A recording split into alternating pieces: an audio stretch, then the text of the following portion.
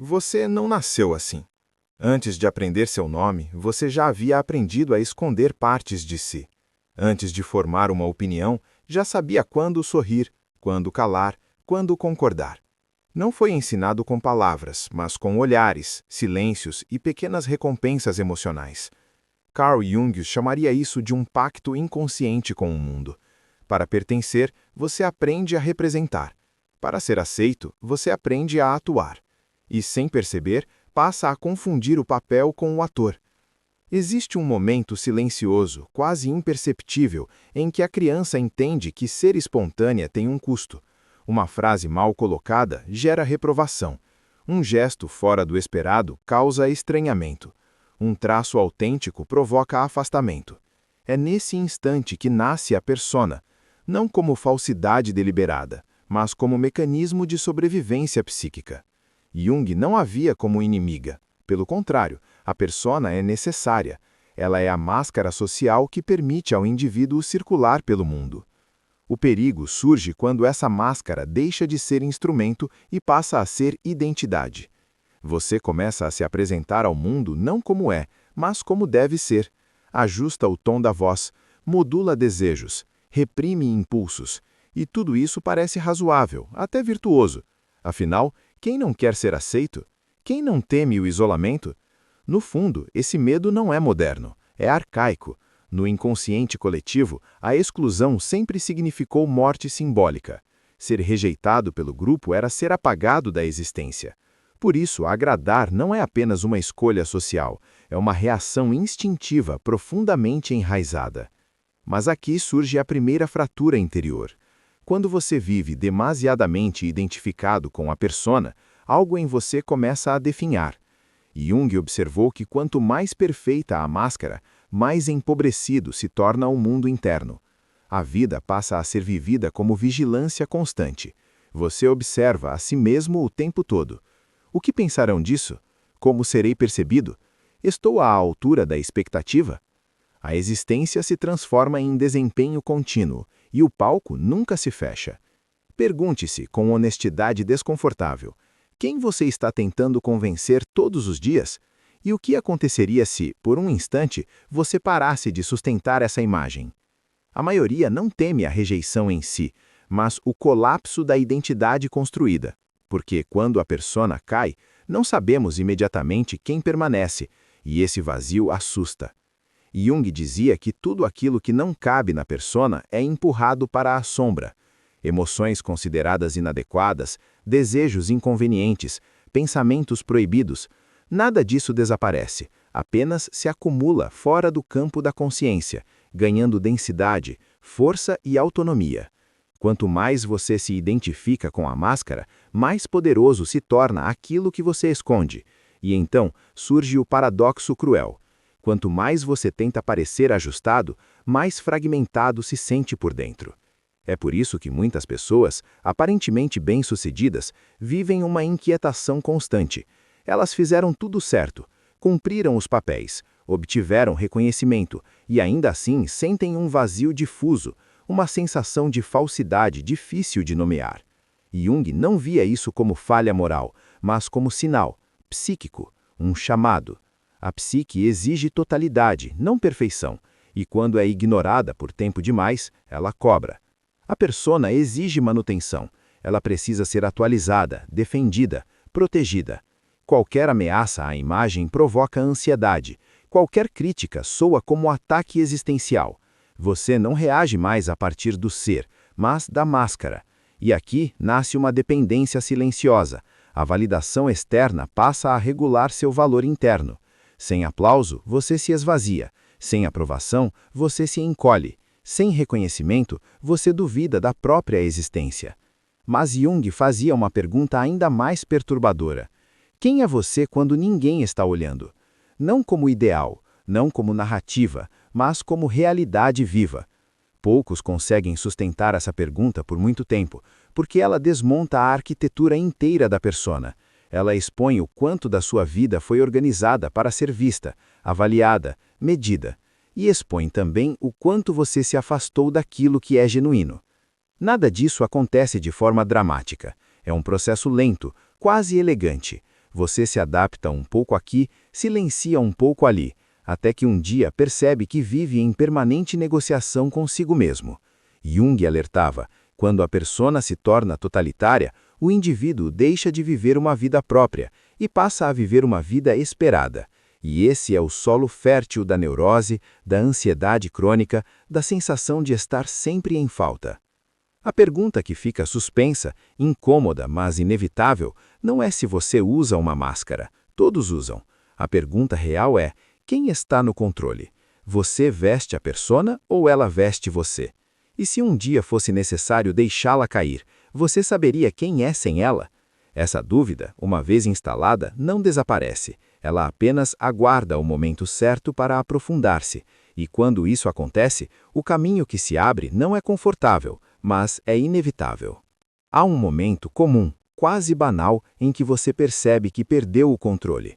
Não é uma crise visível, é um detalhe, um comentário que ecoa mais do que deveria, uma resposta atravessada, uma inquietação sem causa clara ao deitar a cabeça no travesseiro.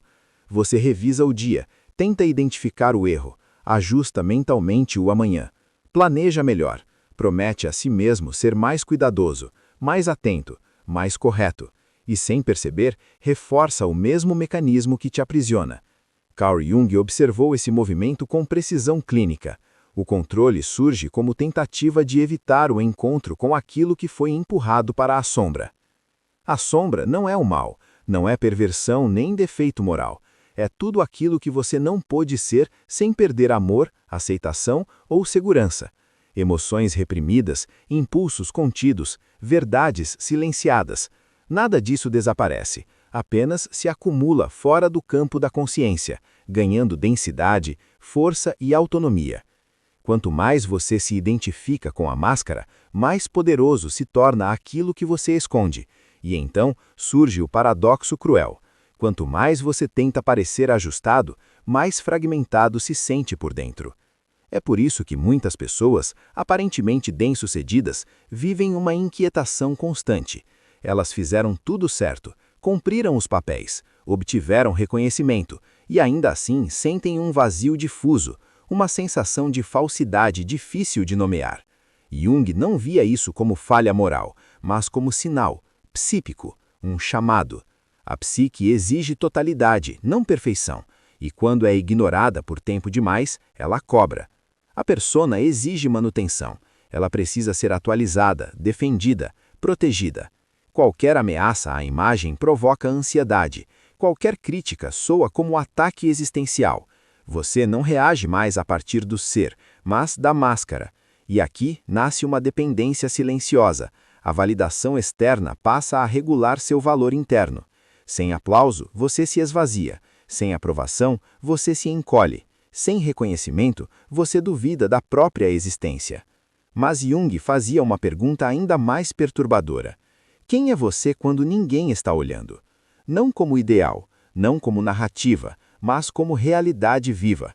Poucos conseguem sustentar essa pergunta por muito tempo, porque ela desmonta a arquitetura inteira da persona.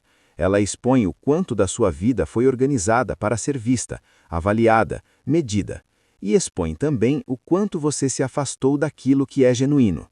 Nada disso acontece de forma dramática. É um processo lento, quase elegante. Você se adapta um pouco aqui, silencia um pouco ali, até que um dia percebe que vive em permanente negociação consigo mesmo. Jung alertava: quando a persona se torna totalitária, o indivíduo deixa de viver uma vida própria e passa a viver uma vida esperada. E esse é o solo fértil da neurose, da ansiedade crônica, da sensação de estar sempre em falta. A pergunta que fica suspensa, incômoda, mas inevitável, não é se você usa uma máscara. Todos usam. A pergunta real é: quem está no controle? Você veste a persona ou ela veste você? E se um dia fosse necessário deixá-la cair, você saberia quem é sem ela? Essa dúvida, uma vez instalada, não desaparece. Ela apenas aguarda o momento certo para aprofundar-se. E quando isso acontece, o caminho que se abre não é confortável, mas é inevitável. Há um momento comum, quase banal, em que você percebe que perdeu o controle. Não é uma crise visível, é um detalhe, um comentário que ecoa mais do que deveria, uma resposta atravessada, uma inquietação sem causa clara ao deitar a cabeça no travesseiro. Você revisa o dia, tenta identificar o erro, ajusta mentalmente o amanhã, planeja melhor, promete a si mesmo ser mais cuidadoso, mais atento, mais correto, e sem perceber, reforça o mesmo mecanismo que te aprisiona. Carl Jung observou esse movimento com precisão clínica. O controle surge como tentativa de evitar o encontro com aquilo que foi empurrado para a sombra. A sombra não é o mal, não é perversão nem defeito moral. É tudo aquilo que você não pôde ser sem perder amor, aceitação ou segurança. Emoções reprimidas, impulsos contidos, verdades silenciadas. Nada disso desaparece, apenas se acumula fora do campo da consciência, ganhando densidade, força. Mas esse reconhecimento tem um custo. Ele exige que você abandone a fantasia de segurança absoluta. Exige que você tolere não saber, que suporte a incerteza sem recorrer imediatamente à correção. Poucos aceitam esse preço de início, porque soltar o controle parece fraqueza. Jung via o contrário. É um ato de coragem psíquica. O primeiro passo para deixar de ser governado por aquilo que você se recusa a enxergar. E enquanto essa ideia começa a se formar, uma pergunta incômoda permanece no fundo da mente. Se o controle é apenas uma defesa, o que acontece quando você para de se defender? Essa resposta não vem de imediato.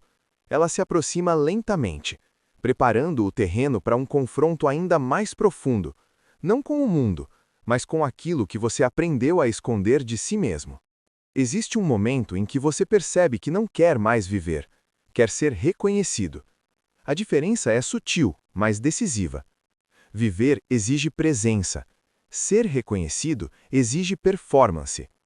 Carl Jung observou que quando o ego se afasta do self, ele passa a buscar confirmação fora, como se precisasse de testemunhas para sustentar a própria existência.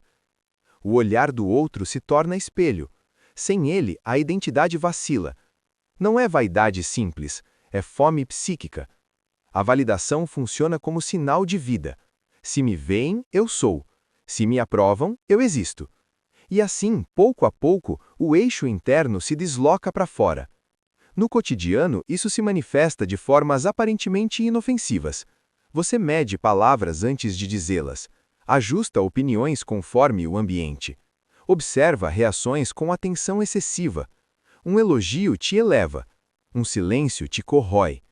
Jung diria que o ego, enfraquecido em seu vínculo com o self, passa a depender de reforços externos para manter coesão. O problema é que o mundo não é um espelho estável. Ele devolve imagens fragmentadas, contraditórias, voláteis. Apoiar-se nelas é como tentar se equilibrar sobre água em movimento. Há algo ainda mais profundo em jogo. A busca por validação não é apenas pessoal, ela é arquetípica. No inconsciente coletivo, ser visto equivale a ser escolhido. O herói é reconhecido. O filho amado é nomeado. O excluído desaparece. Jung percebeu que esses padrões antigos continuam ativos, operando silenciosamente por trás das decisões modernas. Quando você busca a aprovação, não está apenas querendo agradar alguém específico. Está tentando ocupar um lugar simbólico que promete pertencimento e sentido. Mas que lugar é esse, afinal? E quem decidiu que ele define seu valor? O que você realmente teme perder quando não é validado? Quanto mais você depende desse reconhecimento, mais se torna sensível à sua ausência. A validação age como droga de curta duração. Ela alivia, mas não sustenta. Cada dose exige outra.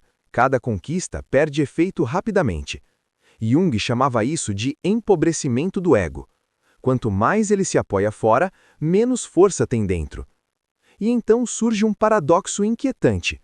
Você se torna visível para todos, mas invisível para si mesmo. Vive cercado de olhares, mas distante da própria experiência. Observe como isso se infiltra nas relações.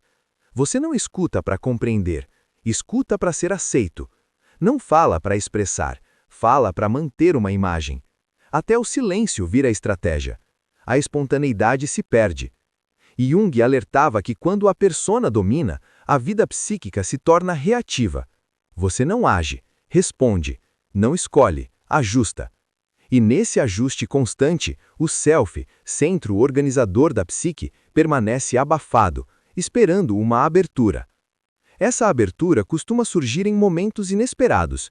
Um fracasso público, uma rejeição que dói mais do que deveria, um cansaço que não passa.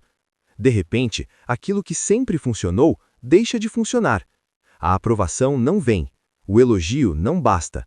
E algo dentro pergunta com uma lucidez desconfortável: para quem eu tenho vivido? Se ninguém estivesse observando, o que eu faria agora? Quem eu seria sem esse público invisível que me acompanha o tempo todo? Jung via nesses momentos não uma queda, mas uma oportunidade de reorientação. Quando a aprovação externa falha, o eixo pode retornar para dentro. Mas isso exige coragem. Exige tolerar o vazio temporário que surge quando o aplauso cessa. Exige suportar a sensação de não saber quem se é sem a confirmação alheia. Muitos fogem desse ponto. Preenchem o silêncio com novas performances, buscam outros palcos, outras plateias. Mas alguns permanecem. E é aí que algo raro acontece. Nesse silêncio, surgem perguntas que não podem ser respondidas com aprovação. O que me move quando ninguém recompensa? O que permanece quando não há retorno imediato? Jung afirmava que o self se manifesta quando o ego para de exigir garantias. Não é uma experiência grandiosa, é sutil, um senso de coerência interna, uma quietude que não depende de reconhecimento. Mas como confiar nisso num mundo que mede tudo em respostas visíveis? Como sustentar uma identidade que não precisa ser constantemente confirmada? Há um mistério nesse processo. Quando você deixa de buscar validação compulsivamente, algo muda na forma como é percebido. Não porque você se torna indiferente, mas porque se torna menos manipulável. A ausência de necessidade cria gravidade. As pessoas sentem quando não são responsáveis por sustentar sua identidade. Jung chamaria isso de retorno ao eixo do self. Não é isolamento, é autonomia psíquica.